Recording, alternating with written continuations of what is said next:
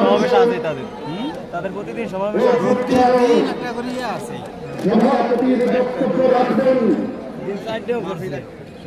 এদেশের মুক্তিকামী মানুষের অবিসংবাদিত নেতা, নীতির প্রশ্নে আপোষহীন ইসলামী আন্দোলন বাংলাদেশের সংগ্রামী আমির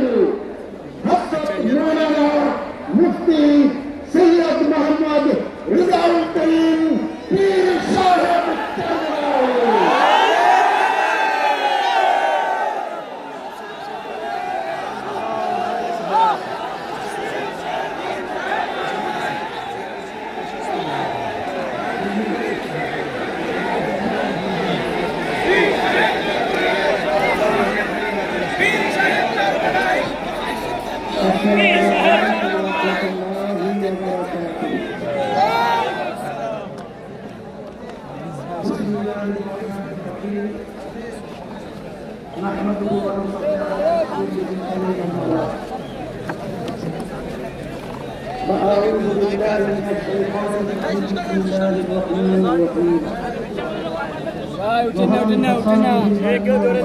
বক্তব্য শুনুন ভাই।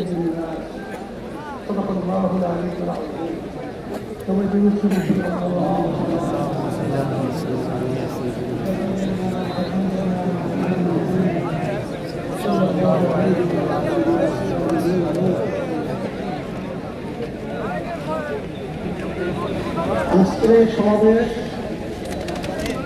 এই উদ্দেশ্যে ইতিমধ্যে আমরা গুরুত্বপূর্ণ ব্যক্তিদের গুরুত্বপূর্ণ আলোচনার মাধ্যমে আমরা নিশ্চিত করেছি সামনে বাংলাদেশের লক্ষ্যে আমরা প্রথম করার সংস্কার বিচার প্রকৃতিতে এবং দেশ ও ইসলাম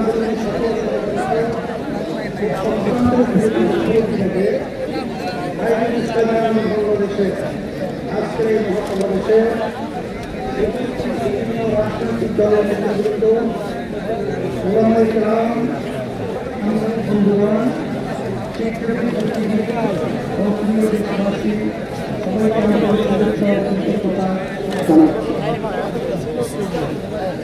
জুলাই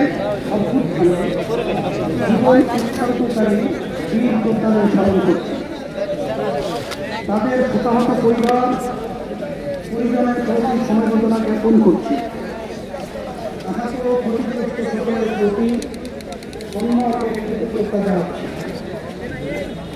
1970 সাল থেকে শুরু করে 1977 সকল যোদ্ধাদের প্রতি শ্রদ্ধা ও সম্মান প্রদর্শন করছি। শাসনমুক্ত সমৃদ্ধ উন্নত রাষ্ট্র নির্মাণের জন্য মানুষ শত শত বছর ধরে আত্মত্যাগ করে যাচ্ছে। সুশাসন প্রতিষ্ঠার জন্য রক্তের নজরানা পেশ করে যাচ্ছে। তারই ধারাবাহিকতায় 24শে জুলাই আগস্টে ও আরেকটি গণ অভ্যুত্থান হয়েছে। আমাদের অতীতের আত্মত্যাগ বিফলে গেছে ভুল নীতি এবং অসুস্থ রাজনীতির কারণে। সুতরাং জুলাই অভ্যুত্থানকেও আমরা অতীতের মতো ব্যর্থ হতে দিতে পারি না। আবু সাঈদ ও মুক্তিরা আমাদের স্মৃতিতে অম্লান হয়ে আছে। আহতরা এখনো ক্ষত বয়ে বেড়াচ্ছে। তাই প্রয়োজনে রাষ্ট্র সংস্কার এখনই করতে হবে। পতিত স্বৈরতন্ত্রের সাথে জড়িতদের বিচার করতে হবে।